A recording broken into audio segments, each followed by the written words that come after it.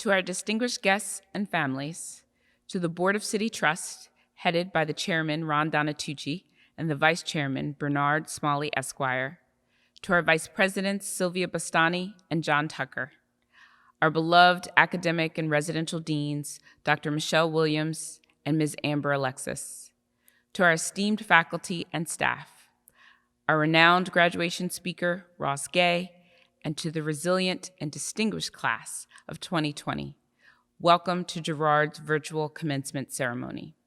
I take great pleasure in welcoming you to this special event. It is not the ceremonial graduation you were hoping for that would allow you to share this moment with all of Girard, your family, and friends. Nonetheless, it is a special moment of celebration and thanks. First, I want to salute you for your success. You have completed your journey at Girard College. Well done, class of 2020. Consider this achievement the first of many in your life. I am extremely proud of your class, and I can't wait to see what you'll do next. This is also a time for Thanksgiving. In the midst of a time where there is challenge, grief, and the unknown, you can give thanks for all that you've gained here. In addition to the diploma you've earned, you have lifelong friendships, lasting memories, and a place to call home. To the parents and families of our graduates, this is your moment too. Take a look and feel rightly proud of all that you and your child have accomplished together. Thank you for trusting us to go along with you on this journey. Leaving home, particularly a community as special as Girard, isn't so easy, but know that all of us here at Girard are cheering you on. I encourage you, in the words of my heroine, Dr. Maya Angelou, allow this commencement to paint the beginning of a certain end. Let it also be the end of a sure and dynamic beginning. So let us begin.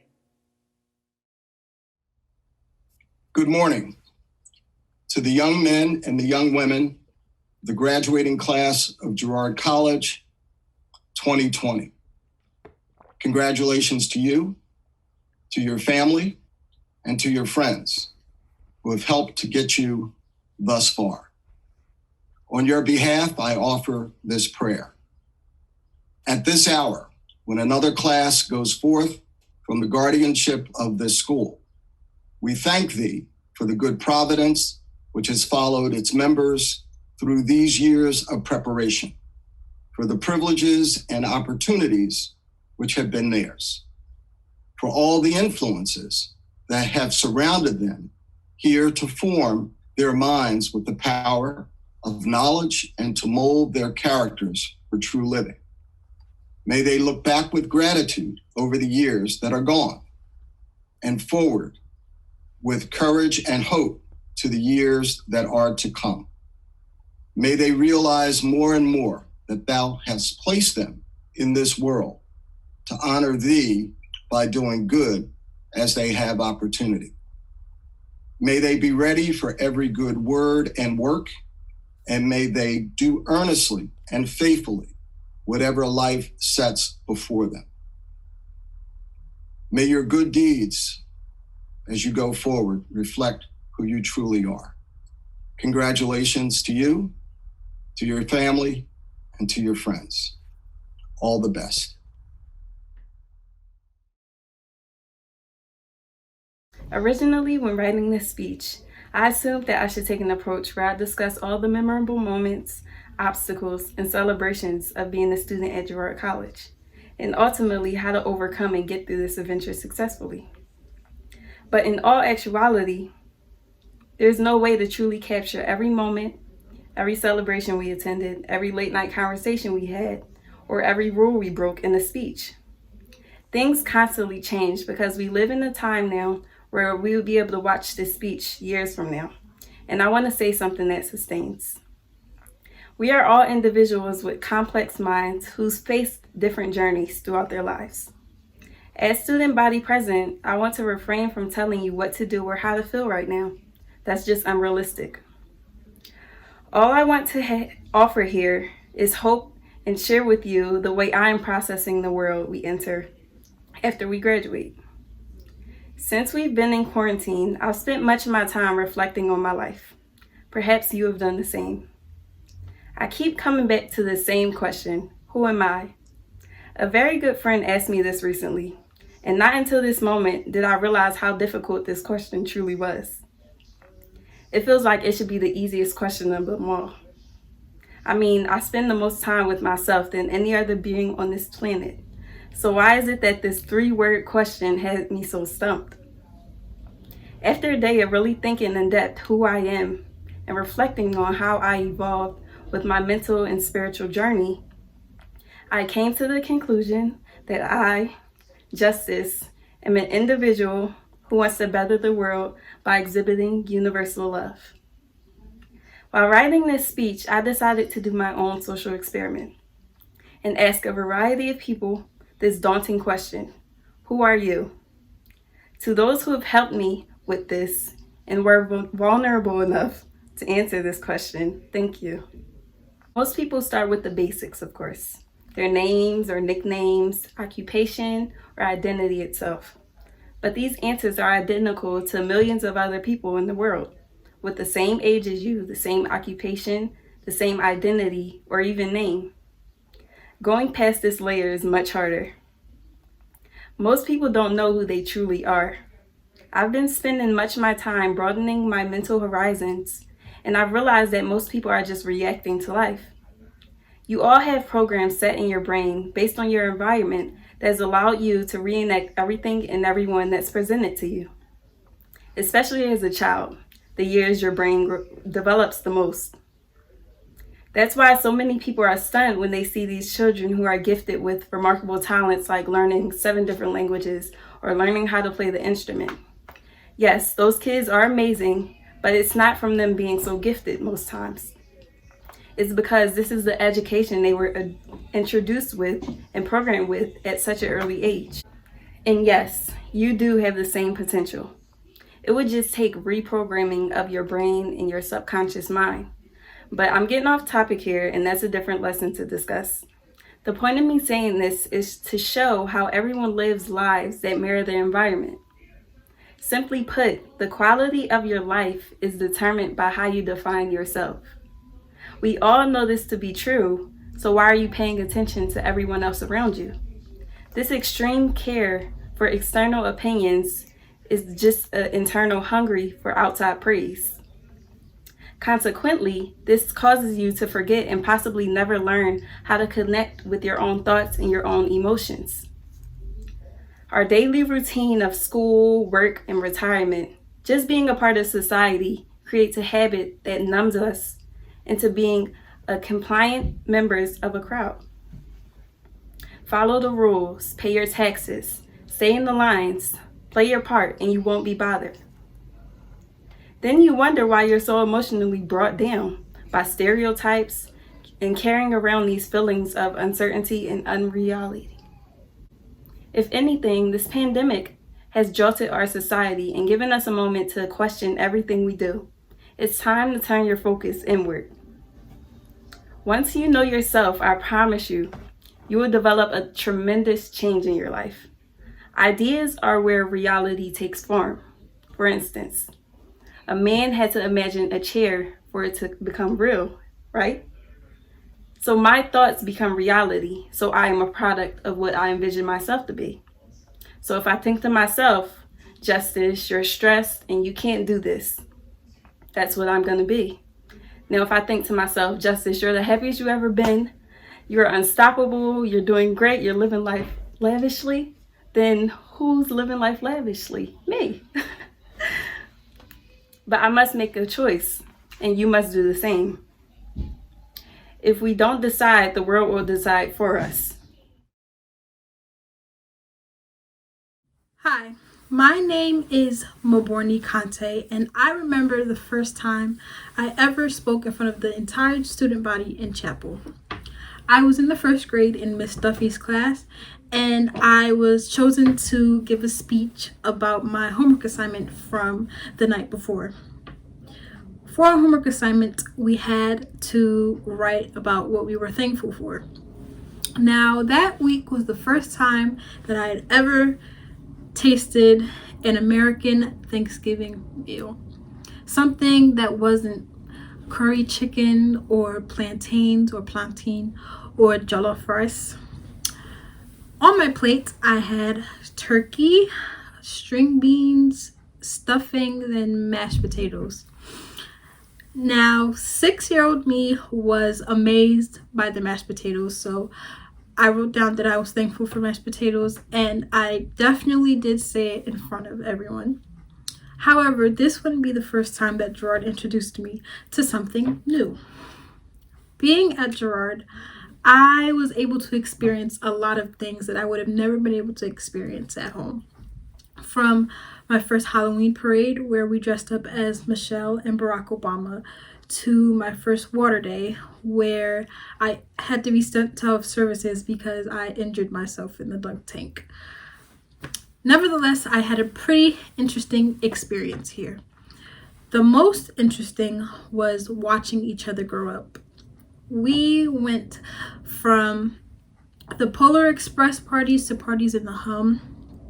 We went from playing monkeys on the swings to dodging flying footballs in the courtyard.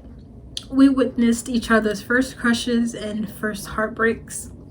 And I like to think that the hardest lessons are those learned the hard way.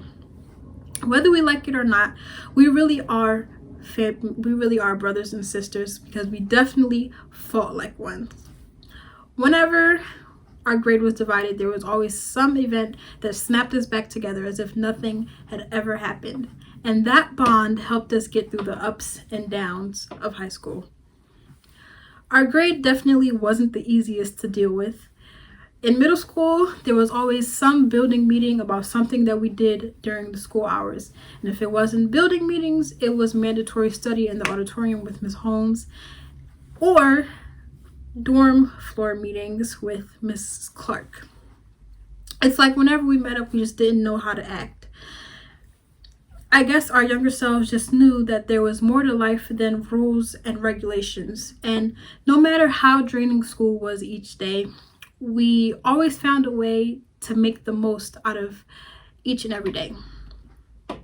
Even though we weren't the best behaved, they could never say that we didn't do what needed to be done at the end of the day. We didn't allow our misfortunes to define us as individuals. And throughout the years, I've seen you guys do some amazing things. And I know that even if we never cross paths again, you'll grow up, you'll go on to be successful in your own ways. There were times where I would stop doing what I was doing, and I would look around the room, and I would just take in the moment, and I would look at all of your faces, and I would just feel so proud about how far we've come and about how much further we have to go. Watching each other grow up is definitely a bittersweet thing. And I used to think graduation was so far away and that we had all the time in the world to just be.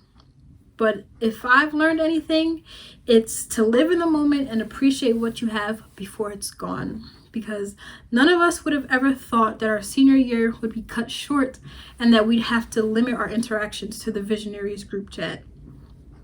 Live in the moment and remember that you are still young. Don't stress yourself out about what you can't control and stressing yourself out about the future. Make more memories. Play Just Dance in the dorm. Battle it out on Cavalier Day, because those are the memories that will last you a lifetime. Thank you.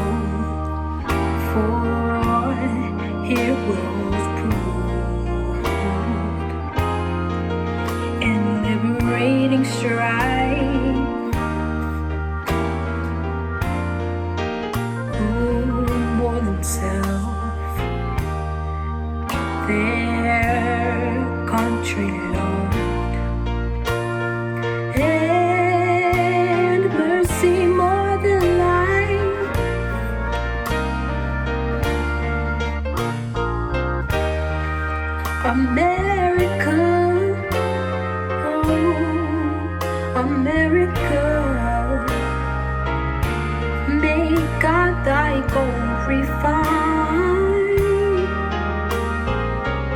till all success be nobleness and every gain divine.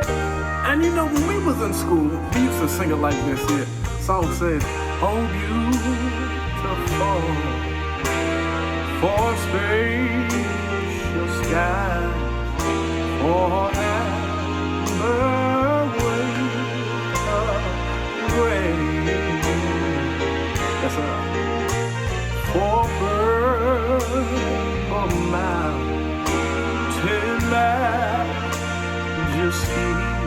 above the fruited plain. This is what I'm talking about. America. Oh, America. You know, God done shed, yes he did. God done shed his grace on thee. Yes, sir. He crowned thy good in brotherhood from sea to shining sea. I wish I had somebody help me sing this. America, Lord. America, I love you, yes, you see it. But my God, he done shed the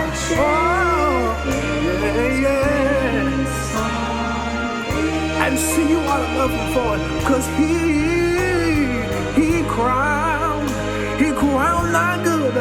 He told me he would with brotherhood from sea to shining sea. Yes, sir. Oh Lord, I thank you, Lord. Oh Lord, I thank you. Yes, I do. Shining sea.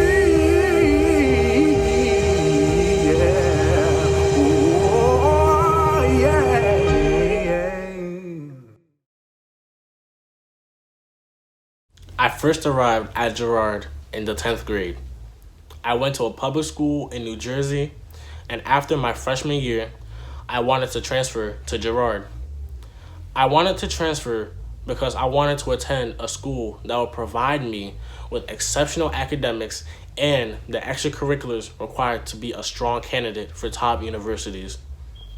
Although I was looking forward to attending Girard, it was a new environment and I was nervous. I was shy and reserved when I first got here, but over time, I was able to feel comfortable with everyone. I started to feel welcomed at Girard, and along with that feeling of being welcomed, I realized that I didn't just transfer into a boarding school. I transferred into a family. And what is a family? A family is a group of people you care for, who care about you. People who deal with the same struggles as you. You laugh together, you cry together, you get mad at one another, you forgive each other. And most importantly, you love each other, and I've grown to love you guys. From the teachers, RAs, students, and especially the mighty class of 2020. There are priceless memories I've created with all of my family members at Girard that will be dear to me. For example, I will never forget what it was like living in Merchant and Mariner. From waking up to an RA flickering the lights, or Mr. Garrett calling a floor meeting, or when he would make cinnamon buns as a reward for us not getting into too much trouble. But my favorite days had to be the snow days. On snow days, everyone was relaxed, blasted their music from their dorm, and just enjoyed themselves. That was when everyone was the most carefree. During the school day, we had a door decorating contest and spirit weeks. The most memorable for me was this year's hallway decorating contest across the entire high school. It had a ton of Christmas themes that included Home Alone, Nightmare Before Christmas, The Grinch, and the Polar Express. Now, I know the class of 2020 will always remember those energized and heated debates in Mr. Shet's history class. We were all passionate about our ideas and thoughts, and were ready to let everyone else know that they were wrong. Within the classroom, teachers like Mr. Sheth, Miss Richmond, and Miss Walsh pushed me to be the best that I can possibly be. And after school, we had a large number of extracurriculars available to us. I dedicated a large portion of my time to soccer, the Junior Achievement Program, and the Dula Roma program at the Community College of Philadelphia. This year, the soccer team made it further than it has recently. We made it to the championship. We didn't win the final game, but being able to say we were one of the top 2 teams in the league says a lot about our teamwork and dedication to the sport and each other. Also, Junior Achievement was a great entrepreneurial experience, and I learned many valuable lessons during my time there. And I will still remember when Gideon and I nagged Dr. Williams endlessly to buy our stress kits. Thirdly, as an 11th grader, I was able to take college-level biology and sociology courses. Being on campus with other college students as a high schooler was a significant part of my academic development. It showed me that I can handle the pressures of college and succeed if I put my mind to it. Along with making memories, I have also learned valuable lessons from my Girard family. One thing I have learned is how to be more open-minded. Over the years, hearing everybody's views and stories has opened my mind to new concepts and has changed my view of the world. Being in this kind of environment has allowed me to be more receptive to people's backgrounds and how I perceive them. Being around this many brilliant, amazing people of color within the Girard environment, which has given people of color greater opportunities to succeed, has been an amazing experience. I would not have received this life lesson at my previous high school. Another lesson I have learned from my Girard family is how to persevere. High school was not easy. Often it felt like Girard life was difficult. Everything was constantly changing. Despite the obstacles, we persevered and we created the best situation for ourselves to succeed. We took advantage of the opportunities presented to us and made the most of them. We were able to find a balance within it all, and that speaks volumes about how powerful we are as a family. For example, like Beyonce and Amaya starting their nonprofit organization Next Up, Gideon and Jysir starting their own businesses, and Donovan having a successful high school track career. These are just a few of the wonderful things I have seen the 2020 visionaries accomplish during my short time at Girard. Now, we have become a family. We have learned life lessons together. We have persevered. We have become great together. With all that being said, I know there will always be barriers in our path, from natural obstacles like the coronavirus pandemic or societal obstructions like being subject to socioeconomic struggles. But we've made it this far. Who says we can't go farther?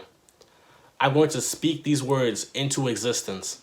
I love you all, and I know we will be the greatest class that Girard has ever seen. I love you, Mom, and Bernie, thank you.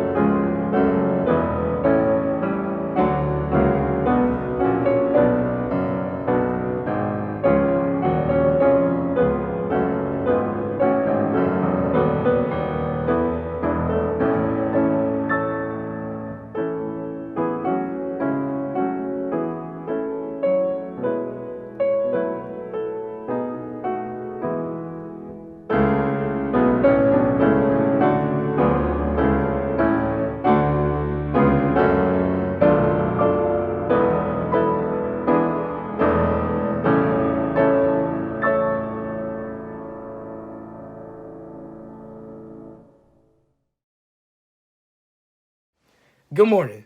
My name is Ishmael Cisse, and I am the senior class president of the visionary class of 2020. Wow, never would have imagined that my senior year would come to a halt due to a pandemic. As you all know, the world has drastically changed in the last couple of months, and daily life is now vastly different. However, this crisis will not stop us from changing the world. It will also not stop me from addressing my class, the visionaries of 2020. I am extremely proud of my class. We have finally made it. After all the twists and turns, the expected and unexpected, we are finally here. This pandemic will not stop us from pursuing our greatness. We are the future. We need to make sure that we lead this world to glory to make sure something like this will never happen again. I truly believe that we will restore balance in society because we are resilient. We will persevere. When I first arrived to Girard, I almost immediately wanted to leave because I felt alone, lost, and empty. You guys were always there to keep my spirits up. The bonds I have built with every single one of you are unbreakable. You taught me how to show emotion, taught me how to be open, taught me how to have fun, and taught me how to stand tall and firm under any circumstance. There are so many memories that I want to talk about, but we'll be here all day. Just know that I greatly appreciate and cherish every single one of those memories. Our class will go down in the history books as the greatest class of all time. Yeah, I said it, the GOAT class. Like I said before, this pandemic will not stop us from pursuing our greatness. Congratulations to the resilient and visionary class of 2020. I love y'all, and before I introduce a guest speaker, I'll leave you guys with a quote from LeBron James. It is time to chase every dream, accept every challenge, strive for greatness, honor every promise, and recommit to your community. Thank you. And now, I have the great honor of introducing our commencement speaker, Dr. Ross Gay. Ross Gay was born on August 1st, 1974, in Youngstown, Ohio, but grew up in Pennsylvania. He earned his education with a bachelor's in English and art from Lafayette College, a master's in poetry from Sarah Lawrence College, and a PhD in English from Temple University. Ross is a big fan of poetry, as he went on to become the author of 3 poetry books, Against Which, Bringing the Shovel Down, and Catalog of Unabashed Gratitude. He is the winner of the 2015 National Book Circle Award and the 2016 Kingsley Poetry Award. Ross spends most of his free time writing a bunch of essays. One of them, known as the Book of Delights, was released in 2019. Ross is also co-author with Richard Wingberg Jr. of the chapbook River. He is a founding editor with Carissa Chen and Patrick Russell of the online sports magazine Some Call It Ballin'. Most notably, Ross is a founding bound member of the Bloomington Community Orchard, a nonprofit food justice and joy project. And now, let's give a warm Girardian welcome to American poet Ross Gay.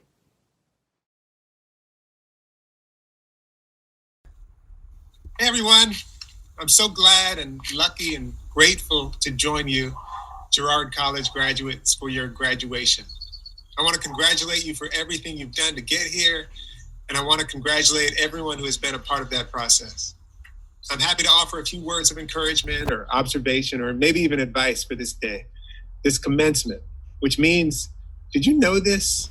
A beginning? I am 45 years old.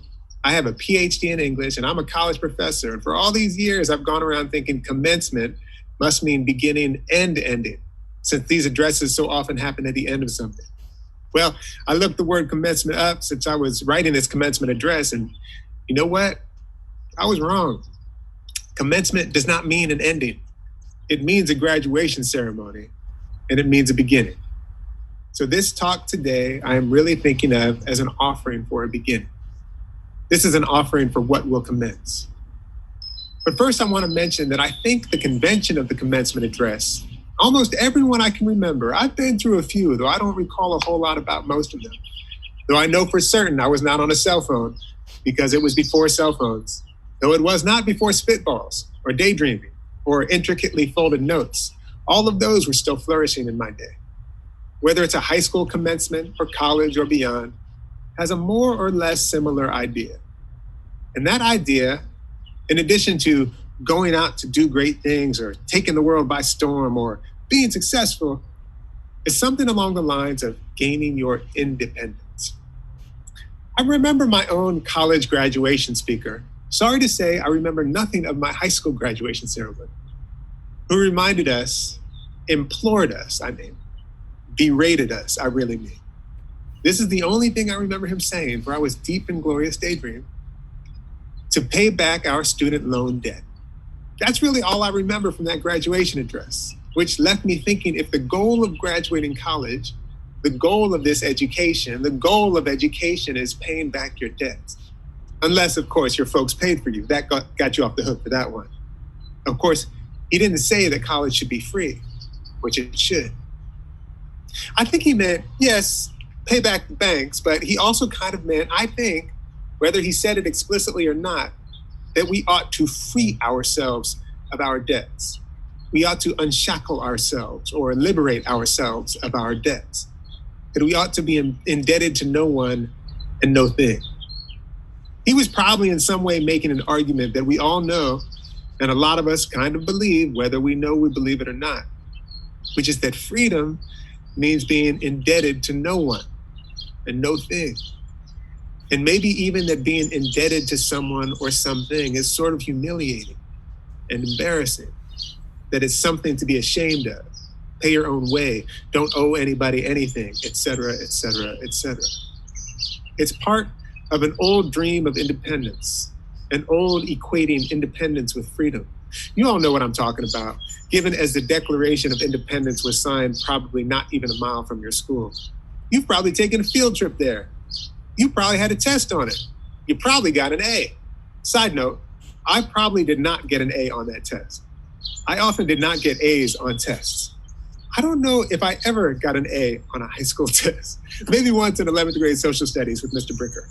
Maybe one English test. It was unusual for me, just saying. And you've probably heard the one about bootstraps, how you're supposed to pull yourself up by them, whatever they are. You've maybe read some kind of book or seen some kind of movie or show about someone who's totally self-sufficient, who's going to be fine and dandy when the power goes out, or the supermarkets are all empty, or a meteor hits because he can do anything with his pocket knife and ingenuity. When I was a kid, this kind of person was called MacGyver from the 80s hit TV show. They probably could change the oil in their car or fix the VCR when it was jammed. But the point of all this is that I think we sometimes think of graduation as crossing a threshold from dependence into independence. Once you graduate, you can begin to stop asking for help because you're growing up. Or at least you are at the beginning of the journey of growing up. And when you reach your destination, you will need help from no one and no thing. You will be independent. You will be in debt to no one. And importantly, you will be free. Well, I'm here to tell you on your graduation day, on this day of beginnings, with much glee, that none of that is true. In fact, all that talk of independence and self-sufficiency is a big, dumb, heartbreaking lie. It's a lie because we are always held in the arms of some care that makes it possible for us to stay alive, no matter how independent we think we are. Someone carried us in her body. Someone fed us. Someone taught us. Someone gave us directions somewhere along the way. How to get on the train or bus. Someone drove the bus. Someone said, "Here's your stop, honey," maybe in a language not your own. Someone tutored us or helped us with our homework. Someone lent us a quarter so we could get a snack. Someone said, no, don't do that. Someone said, "Well done." Someone or something introduced us to something we will love for as long as we live. Someone picked up the trash or replaced the stop sign or put the backboard back up when that big kid down the block dunked too hard. Someone said, "Yo, look at that rainbow." Someone said, "Hey, you have to read this book called Braiding Sweetgrass. It'll change your life." Someone told us their dreams and asked us about ours. Someone listened when we were scared, when we were hurt. Someone pulled us out of traffic when we were looking at our phone. Or when the bus hopped the curb, they grabbed us by our elbow hard and tender at once. Someone said, heads up. Someone said, take mine. Said, try again. Said, don't stop. Someone said, beautiful. Someone said, you got it. Someone said, you got it. If we think about this at all, we can go on and on and on. In fact, one thing I will unabashedly recommend to you, one bit of advice I will offer, is that you think about this and go on and on and on. Yes, I recommend we do this a little bit every single day. If you don't already do this, today is a good day to start. Not to mention, which is to mention it emphatically, every one of us eats food and drinks water and breathes air. Every one of us is dependent not only on the farmers who plant and tend the food that we all eat, and the people who bring the water to the faucets, and the people who keep the air breathable, but we are also and especially and unfathomably dependent on the generosity of the earth. Everything we eat, every single thing, despite how much we might mess with it, comes from the kindness, the generosity of the earth, as does the water from a glacier or stream or lake or spring or rain cloud, and the air, the trees, and so many of the plants all make it good to us. The trees do this for us. The trees care for us. And all of it, every single thing depends on the sun. Remember the sun? Let's always remember the sun. All of this is to say that we are constantly in the midst of and the products of incredible caretaking. In more ways than we can ever imagine, we have been taken care of. And without that care, we would be no more. Like, no more. No one is self-made. No one. That's another of those bogus myths. Every so-called self-made person has had help. And often that help has been coerced or stolen. But it is not a myth that we make each other, that we are made by each other. And even, I want to go this far, that we are each other. Let me say it again. We are each other. We always need to practice recognizing this, but a pandemic sharpens our focus because our need for each other, the ways that we make each other's lives possible, the ways that we are each other is glaringly evident right now. If we get sick, we obviously need the doctors and nurses and EMTs and all the people doing everything they can to save lives. But we also need other things from each other. Whether it's wearing a mask in the store, someone to pick up our groceries if we don't feel great, or checking on that neighbor, or calling our grandmother, or watching a sibling, or getting medicine for an elder or a younger, or staying home if we can, or washing our hands, or texting our friend who's really struggling right now and figuring out how to keep our distance while also figuring out how to help. How to say, I need help. How to need and be needed. How to be, in other words, interdependent. Interdependent. The practice of interdependence, and by practice, I mean not only acknowledging our interdependence as a fact, but also praising and honoring and exalting our bottomless and beautiful and sometimes difficult mutual need for one another, which is not always easy and which is why we need to practice it, might have another name too, and that is gratitude. For truly understanding the depths of our need, our dependence. Again, if this feels difficult, just remember the sun, the trees, the rain, the soil, all that we so obviously do not live without.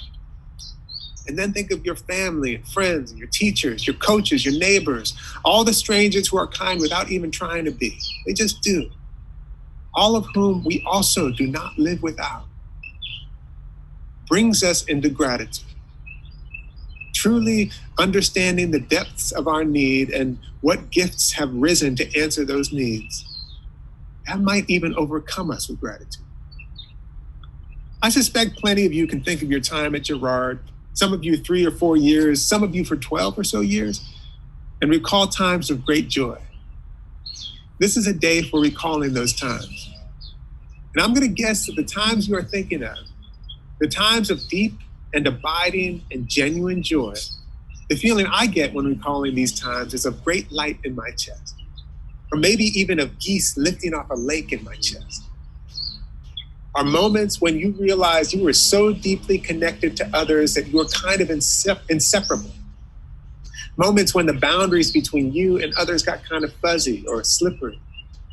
I'm going to guess that at least some of those moments, if not all of them, were moments when you were in deeply flourishing interdependence, where you were with and for each other, where you were, in fact, each other. The feeling of joy, I'm going to say, is the light that shines off that togetherness, that withness, that interdependence. And the advice I'm going to offer you today is that you consciously and willfully graduate into interdependence. By now, you know I mean graduate into practicing your interdependence, celebrating your interdependence, practicing depending on others, and practicing being a person on whom people can depend, practicing needing and being needed. Yes, I said practicing needing. This will be difficult for some of you, but you're graduating. You're at the beginning of something, and a challenge is good. And practice what follows needing and being given. That's gratitude. Again, gratitude is the natural expression. I should say, it's the natural grown-up expression of understanding our interdependence.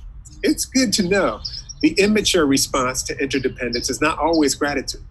It is often resentment or anger or sullenness, but we're moving always toward maturity. And when I say we, I mean me, as my therapist reminded me yesterday. But back to gratitude, which is the natural grown-up expression of understanding how much we need and how much we are needed. Gratitude is the natural grown-up expression of understanding how much we are given. And gratitude, born of that understanding, born of practicing that understanding, makes us more generous. Gratitude makes us more loving. Gratitude makes us more able to care and be cared for. Gratitude makes us more well-grown, and it makes us happier too. I wish you luck and joy and fun and beauty and care and practice and love in this new beginning. And I wish you gratitude unbounded. I'm so grateful to you. Congratulations.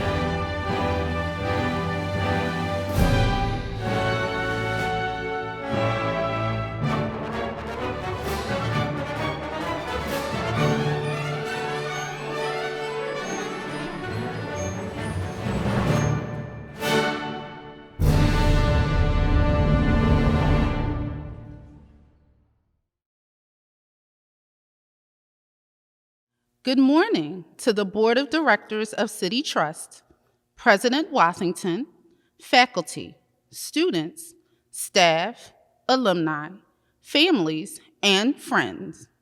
I present to you the class of 2020 candidates for diploma. Lanaya Britton,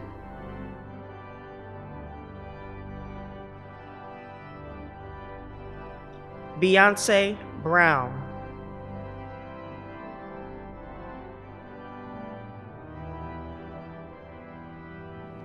Eric Carpenter,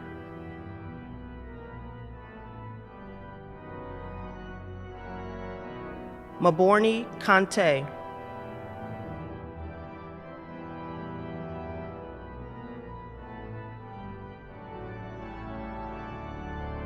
Jameer Ellaby Wright,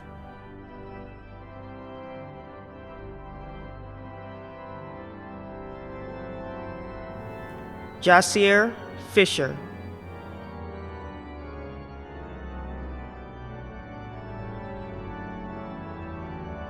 Mikhail Garrison Nelson,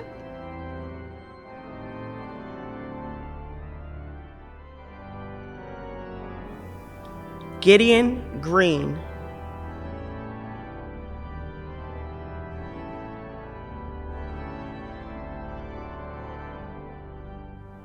Kanisha Green,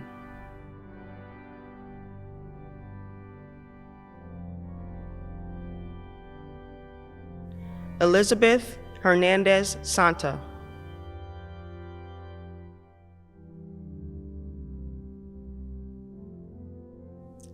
Deja Horsey,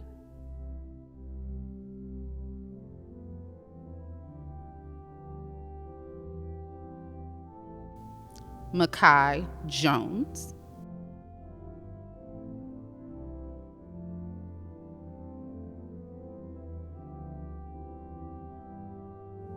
Samir Logan,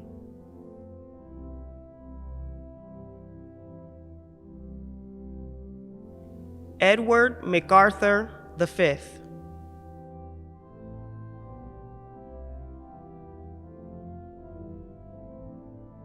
Henroy Mitchell Collins,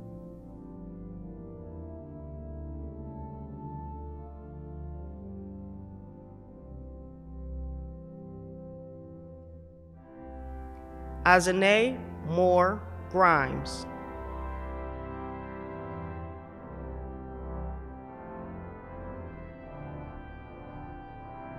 Kayla Ortiz,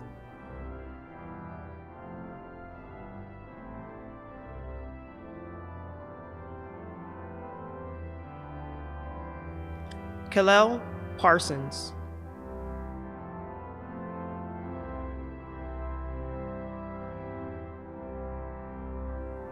Tamaya Patterson Stewart,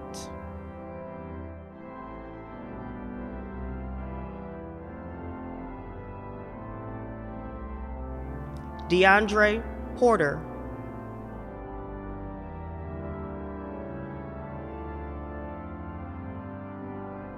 Kenyatta Powell Hudgens,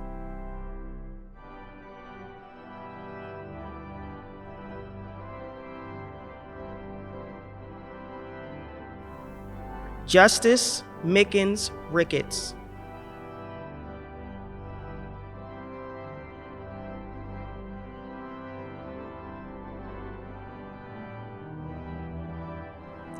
Donovan Sanders,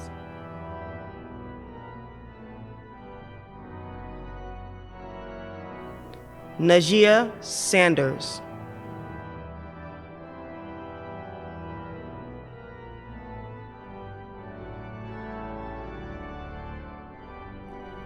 Ishmael Sese,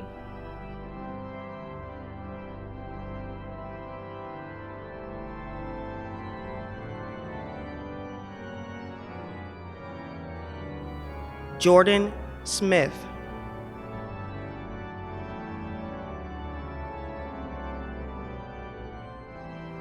Nasir Smith,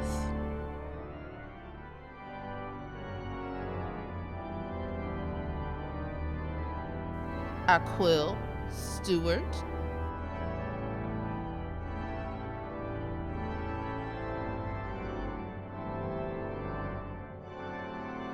Malik Thompson,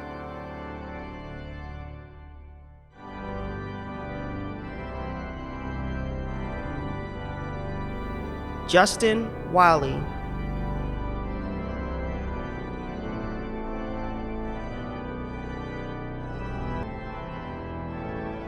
Amaya Williams,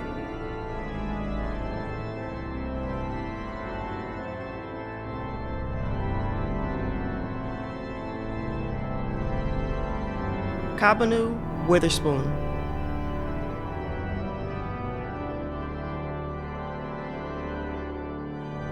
To the Board of Directors of City Trust, President Washington, faculty, students, staff, alumni, family, and friends, I present to you the graduates of the class of 2020.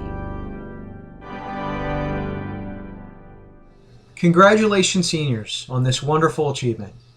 Had the coronavirus not affected our daily lives, I would have, as president of the Girard College Alumni Association, extended these sentiments to you in person at the senior dinner. And at that dinner, you would have been formally inducted into the association, and a GCAA pin would have been placed on your jacket lapel. You will still receive that pin, and you will receive an additional gift from the association in celebration of your commencement. Whether in person or by way of video, this is an opportunity to suggest that the association will be a way of you giving back to benefit your brothers and sisters of Girard in the future. Whether it's a year from now, 10 years from now, or 50 years from now, the GCAA will be present to support things like class trips, scouts, holiday parties, or any other number of activities that you may have experienced at Girard.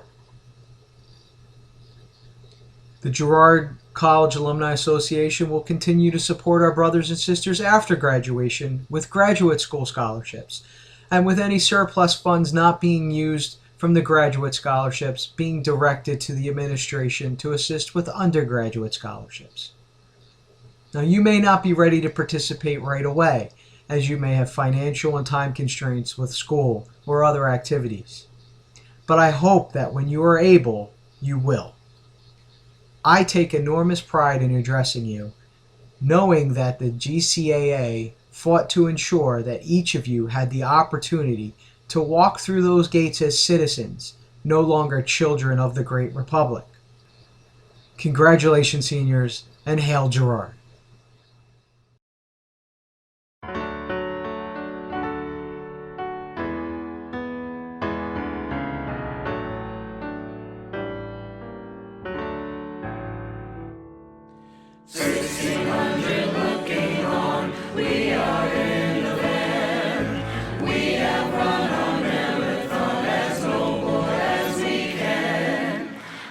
Beyond the open gate, lights of promise.